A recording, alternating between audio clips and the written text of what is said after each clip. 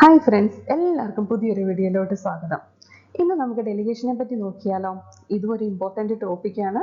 ഇതിൻ്റെ അകത്തുനിന്ന് ക്വസ്റ്റ്യൻസ് ഒക്കെ വരാൻ സാധ്യതയുള്ളതാണ്. അപ്പം ഡെലിഗേഷനെ പറ്റി എല്ലാവർക്കും ഒരു ഓവറോൾ ഐഡിയ ഉണ്ടാവുമല്ലോ. നമ്മൾ ടാസ്കൊക്കെ ജോലി ചെയ്യാൻ നേരത്ത് അങ്ങോട്ടും ഇങ്ങോട്ടൊക്കെ വീതിച്ചൊക്കെ കൊടുക്കാറുണ്ടല്ലോ, അത് ചെയ്യുക ഇത് ചെയ്യുന്നൊക്കെ പറഞ്ഞിട്ട്. അപ്പോൾ ഈ ഡെലിഗേഷൻ എന്ന് പറഞ്ഞാൽ എന്താണ്?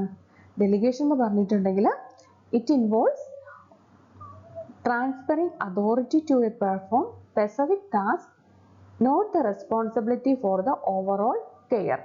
അപ്പോൾ ഇതിൻ്റെ അകത്ത് എന്താണ്?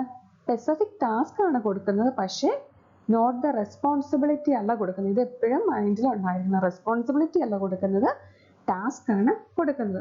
അപ്പോൾ ആരായിരിക്കും ഡെലിഗേറ്റർ? ഡെലിഗേറ്റർ എന്ന് പറയുന്ന ആൾ എപ്പോഴും ഒരു രജിസ്റ്റേർഡ് നേഴ്സ് ആയിരിക്കും. രജിസ്റ്റേർഡ് നേഴ്സിന് മാത്രമേ ഡെലിഗേറ്റർ ആയിരിക്കത്തുള്ളൂ. അപ്പം ഇതിൻ്റെ അത് ഡെലിഗേറ്റ് ആരൊക്കെയായിരിക്കും? ഈ രജിസ്റ്റേർഡ് നേഴ്സിന് തന്നെ അവർ രജിസ്റ്റേർഡ് നേഴ്സ് ചെയ്യുന്ന ടാസ്ക് കൊടുക്കാൻ പറ്റും. നമ്മൾ നമ്മുടെ കോവർക്കിന് കൊടുക്കാറുണ്ടല്ലോ ടാസ്ക്, അവർക്ക് പിന്നെ ഡെലിഗേറ്റ് ചെയ്യണേ LPN ഓർ LVN ഡെലിഗേറ്റ് ചെയ്യണം. പിന്നെ UAP ഇവരും ഡെലിഗേറ്റീവ്സ് ആണ്. ലൈസൻസ്ഡ് പ്രാക്ടിക്കൽ നേഴ്സും അൺലൈസൻസ്ഡ് അസിസ്റ്റന്റ് പേഴ്സണും ഒക്കെ. പക്ഷെ ഇവർക്കൊക്കെ കൊടുത്തു കഴിഞ്ഞാലും ഇതിന്റെ അക്കൗണ്ടബിലിറ്റി ആർക്കാ? അത് രജിസ്റ്റേർഡ് നേഴ്സിനാണ് എപ്പോഴും അക്കൗണ്ടബിലിറ്റി ഉള്ളത്. അപ്പം നമ്മൾ ഈ ഡെലിഗേഷൻ കൊടുക്കണമെങ്കിൽ അതിനൊരു 5 റൈറ്റ്സ് ഉണ്ട്. അതെന്താണെന്ന് അറിഞ്ഞിരിക്കണം.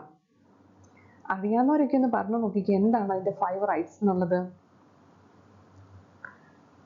റൈറ്റ് ടാസ്ക് ആണോ നമ്മൾ കൊടുക്കുന്നതെന്ന് നോക്കണം. റൈറ്റ് സർക്കംസ്റ്റാൻസസ് ആണോ നോക്കണം. റൈറ്റ് പേഴ്സൺ ആണോ ഇത് കൊടുക്കുന്നതെന്ന് നോക്കണം. Right directions and communication. നമ്മൾ കൊടുക്കുന്ന ടാസ്കിന് കറക്റ്റ് ആയിട്ടുള്ള എന്താണ് ചെയ്യുന്നത് ഡിറക്ഷനും കമ്മ്യൂണിക്കേഷനും നമ്മൾ കൊടുക്കണം. Right supervision and evaluation. Task മറ്റുള്ളവർക്ക് വീതിച്ച് കൊടുത്തിട്ട് കൈയും കെട്ടി ഇരിക്കാൻ പറ്റത്തില്ല.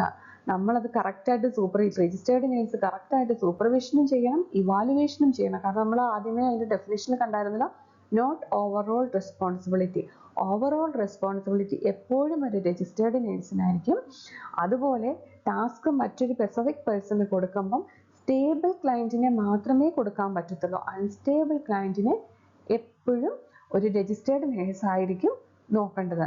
അപ്പോൾ ഈ 5 റൈറ്റ്സിനെ പറ്റി ഒരു ഐഡിയ കിട്ടിയിട്ടുണ്ടല്ലോ. അപ്പോൾ അടുത്ത വീഡിയോയിൽ വേറൊരു ടോപ്പിക്കുമായിട്ട് നമുക്ക് കാണാം. എല്ലാവരും നല്ലപോലെ പഠിക്കുക. നിങ്ങൾക്ക് എൻ്റെ വീഡിയോസ് ഇഷ്ടപ്പെടുന്നുണ്ടെങ്കിൽ ഒന്ന് ലൈക്ക് ചെയ്യാനും സബ്സ്ക്രൈബ് ചെയ്യാനും മറക്കരുത്. താങ്ക്